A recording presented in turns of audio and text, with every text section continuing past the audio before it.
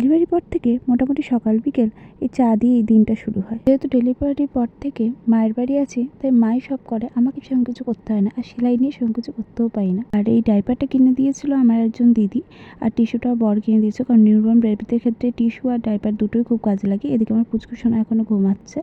আর এই হাতের নখগুলো দেখছো, হাতের নখগুলো আমি কেটেছিলাম, সেটাও বা কোনো টেনশন ছাড়াই, কারণ বাচ্চাদের নখ কাটা সবথেকে বড় ব্যাপার। কারণ ওদের পুচকে পুচকে আঙুলগুলো যদি কেটে যায় একটু, সেই ভয়তে অনেকেই নখ কাটতে ভয় পায়। কিন্তু এখন আমার আর এই বিষয়ে চিন্তা নেই।